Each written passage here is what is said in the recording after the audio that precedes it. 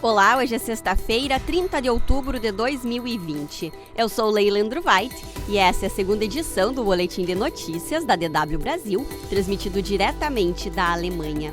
Confira nesta edição.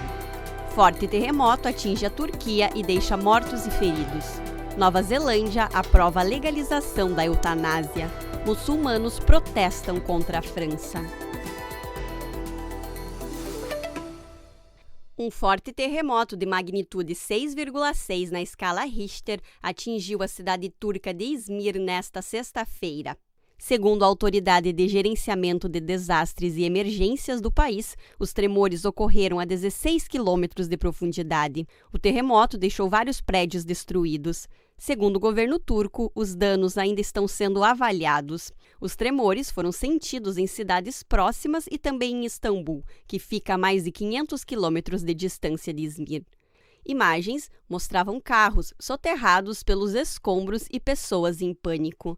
Até a tarde desta sexta-feira, o governo havia reportado a morte de pelo menos 4 pessoas e mais de 120 feridos. O terremoto também foi sentido em algumas regiões da Grécia e causou destruição na ilha de Samos. O local foi atingido por um pequeno tsunami. O aeroporto local foi fechado por precaução.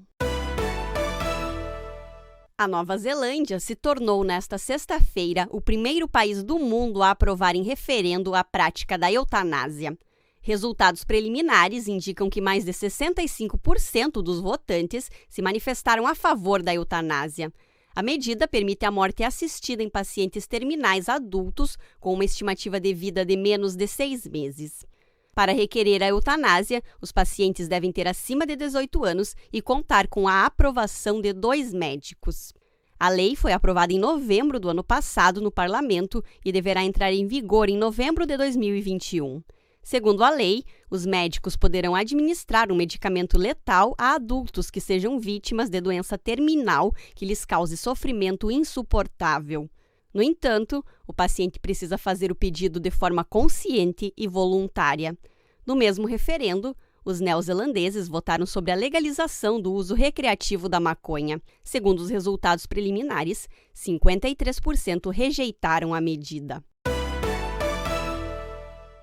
Milhares de pessoas saíram às ruas nesta sexta-feira no Paquistão e em Bangladesh em protesto contra a França e o presidente Emmanuel Macron. Ambos são países de maioria muçulmana. Há algumas semanas, o presidente francês defendeu o direito de fazer caricaturas do profeta Maomé após um professor ter sido morto e decapitado nos arredores de Paris por usar uma caricatura em uma aula sobre liberdade de expressão. Em Bangladesh, milhares de pessoas saíram às ruas na capital, Dhaka, e em outras cidades para pedir boicote aos produtos franceses. Bandeiras da França e uma foto de Macron foram queimadas durante o protesto. No Paquistão, milhares de muçulmanos deixaram as orações para se juntar aos protestos contra a França em cidades como Lahore e Multan. Os manifestantes gritavam slogans anti-França, erguiam faixas e bloqueavam estradas. Os manifestantes pedem que o Paquistão rompa os laços com a França. Protestos são esperados em outros países de maioria muçulmana. No Afeganistão, membros do Partido Islâmico Hezb-e-Islami incendiaram a bandeira francesa. O líder do partido alertou que se Macron não controlar a situação, haverá uma terceira guerra mundial e a Europa será a responsável.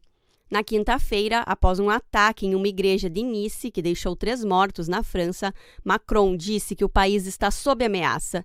Segundo o presidente, a França está na mira da loucura islâmica por seus valores, seu gosto pela liberdade e por permitir que todos creiam livremente sem ceder ao terror. A economia alemã registrou entre julho e setembro um crescimento recorde de 8,2% em relação ao trimestre anterior.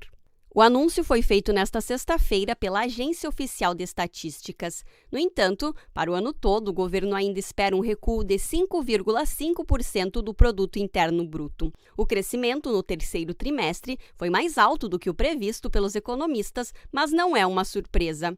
A economia alemã esteve em grande parte paralisada durante a primavera europeia devido às restrições impostas pela pandemia de Covid-19. Mas, a partir de maio, o país começou a relaxar as medidas de distanciamento social e confinamento. A Alemanha vive agora a segunda onda de Covid-19 e novas restrições foram impostas pelo governo. Isso pode retardar ainda mais a recuperação da economia. Para o quarto trimestre, não é esperada uma expansão maior do que 1%. Também nesta sexta-feira, foi anunciado que a economia da zona do euro cresceu 12,7% no terceiro trimestre, em comparação com os 3 meses anteriores. Foi a maior alta desde que as estatísticas começaram a ser medidas há 25 anos. O Boletim de Notícias da DW Brasil volta na segunda-feira pela manhã. Até lá, você pode conferir mais notícias no nosso site. Acesse dw.com/Brasil.